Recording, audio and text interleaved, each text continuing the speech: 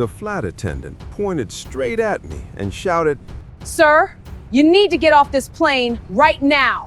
A few passengers laughed. Someone behind me said, First class isn't for everyone. phones came out. People were recording. But 5 minutes later, that same plane watched her lose her job.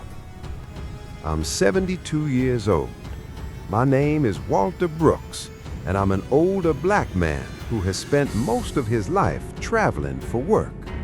After 30 years as a civil engineer, airports and airplanes became a normal part of my life. But that afternoon, on a flight from Atlanta to Chicago, something happened I hadn't experienced in a long time.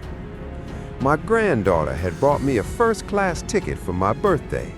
She told me, "Grandpa, after everything you've done, you deserve to travel comfortably." So I boarded early and found seat 2A. I placed my bag in the overhead compartment and sat down quietly. The cabin was still filling up.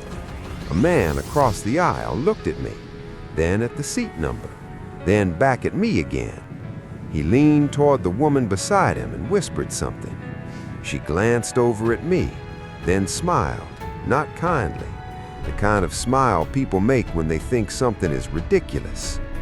A few seconds later, the flight attendant walked down the aisle. She stopped when she reached my seat. Her eyes moved from the seat number to my face. Sir, can I see your boarding pass? She said slowly. I handed it to her calmly. She glanced at it for a moment, then frowned. This is first class. A couple of passengers chuckled. I nodded. Yes, ma'am. I know. She crossed her arms. "Sir, are you sure you're in the right cabin?" The man across the aisle laughed loudly. Buddy, He said loudly. coach is about 20 rows behind you. Someone behind him whispered. They really need to check people before boarding. Another passenger added quietly. People like him always try to sit up here. A few people laughed again. Phones slowly started lifting.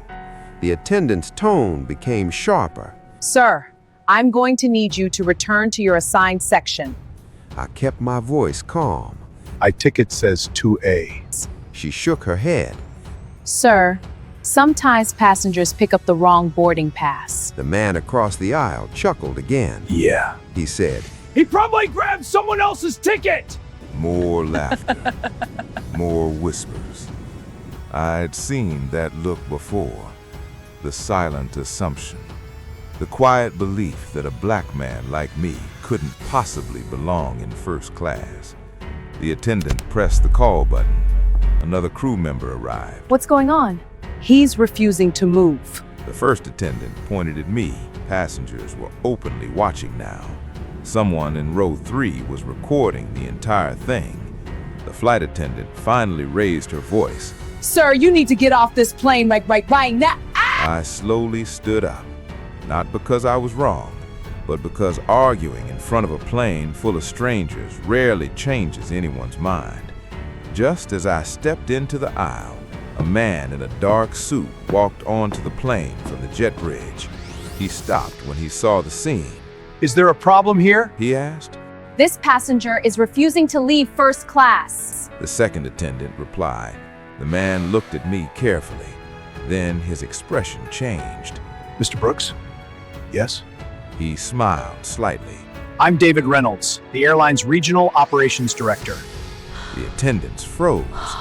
David looked at my boarding pass, then at the seat, then back at the flight attendant. Why exactly is Mr. Brooks being asked to leave? The entire cabin went quiet.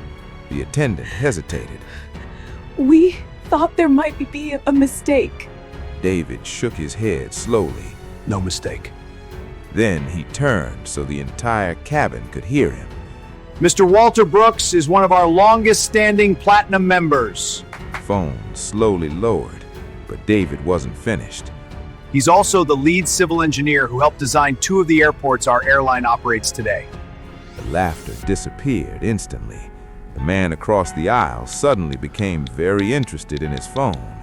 David turned to the flight attendant. Step off the aircraft with me. Her face turned pale. "Sir, Now! They walked off the plane. 5 minutes later, the captain came down the aisle. Mr. Brooks, we sincerely apologize for what happened. He said respectfully. He paused. The flight attendant involved will not be continuing this flight. The cabin stayed completely silent. No whispers, no laughter. As I sat back down in seat 2A, the man across the aisle avoided eye contact completely. The same man who had laughed earlier. Because sometimes the strongest response to humiliation isn't anger. It's calmly sitting down in the seat people said you didn't deserve.